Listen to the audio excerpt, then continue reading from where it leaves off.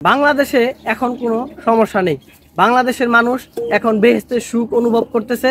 বাংলাদেশে আর কোনো সমস্যা নেই। বাংলাদেশে মানুষ এখন অপার সুখে আছে। সেই খবরগুলো আজকে আপনাদেরকে পড়ে শোনাবো। বাংলাদেশে আমের হয়েছে বাম্পার ফলন, আলুর হয়েছে বাম্পার ফলন। সেই সাথে সারা বিশ্বের মানুষ বাংলাদেশের প্রধানমন্ত্রীকে ফুলের শুভেচ্ছা জানাচ্ছে।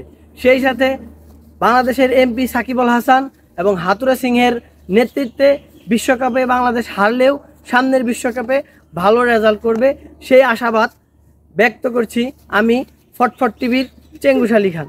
বাংলাদেশে এবছর উত্তরবঙ্গের রংপুর সহ সমস্ত জেলাগুলোতে হয়েছে আলুর বাম্পার ফলন। বাংলাদেশে এত পরিমাণে আলুর ফলন হয়েছে যে এখন বাংলাদেশের আর আলুর কোনো সংকট নেই। যদিও আলুর দাম 20 টাকা থেকে 70 টাকা হয়ে গেছে, তারপরও বাংলাদেশের মানুষের কাছে প্রচুর পরিমাণে টাকা আছে। সেই টাকা দিয়ে বাংলাদেশের মানুষ এখন আলু কিনে খেতে পারতেছে। আলুর পাশাপাশি বাংলাদেশের কোনো সবজির দাম এখন 60 টাকা না হলেও কিন্তু মানুষের কোনো টাকার সমস্যা নাই। 60 টাকা হলেও সমস্ত সবজি মানুষ কিনে খেতে পারতেছে।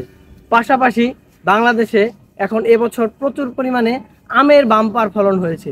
যদিও বিগত বছরগুলোতে আম 40 টাকা 50 টাকা কেজি ছিল, তারপরও এই বছর 100 থেকে 150 টাকা কেজি আম হলেও মানুষের আম কিনাতে কোনো সমস্যা নেই।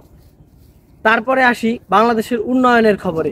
বাংলাদেশে প্রচুর পরিমাণে উন্নয়ন হচ্ছে। পদ্মা সেতু, মেট্রো রেল। বাংলাদেশের মানুষ চাল কিনে খেতে না পারলেও বাংলাদেশের মানুষ উন্নয়নের জন্য ব্রিজে চড়তে পারতেছে, উন্নয়নের সেতুতে চড়তে পারতেছে, এলিভেটেড এক্সপ্রেসওয়েতে 10 মিনিটে চলে যেতেছে আধা ঘন্টার রাস্তা। এবার আসি আন্তর্জাতিক প্রসঙ্গে। আমেরিকার নির্বাচনের আগে ডোনাল্ড ট্রাম্পের উপরে সন্ত্রাসী হামলা হয়েছে। আমাদের মাথায় আসে না আমেরিকা কেন নিজেদের সমস্যার কথা না ভেবে এইখানে এই বাংলাদেশের সমস্যার কথা ভাবে। আমেরিকা তাদের নিজেদের ঘর আগে সামলায়, আর এইদিকে ভারতের নির্বাচনে নিরঙ্কুশ বিজয় হয়েছে প্রধানমন্ত্রী নরেন্দ্র মোদীর। প্রধানমন্ত্রী নরেন্দ্র মোদীকে বাংলাদেশের প্রধানমন্ত্রী শেখ হাসিনা ফুলের শুভেচ্ছা জানিয়েছে।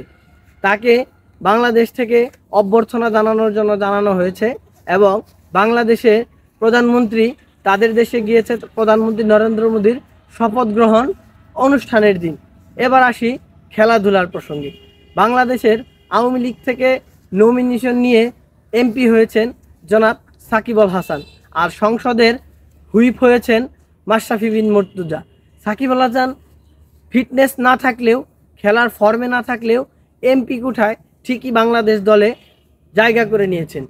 মোটামুটি বিশ্বকাপে বাংলাদেশ ভরাডুবি হয়ে গেলেও বাংলাদেশের সাকিব আল হাসান দলে আছে। হাতুড়ে সিংহে কমিশন বাণিজ্যের মাধ্যমে বাংলাদেশের কোচ হয়ে আছে। উনি জনাব বাংলাদেশের প্রেসিডেন্ট, ক্রিকেট বোর্ডের প্রেসিডেন্টকে ঘুষ দিয়ে হলেও বাংলাদেশের কোচ আকারে থাকবে।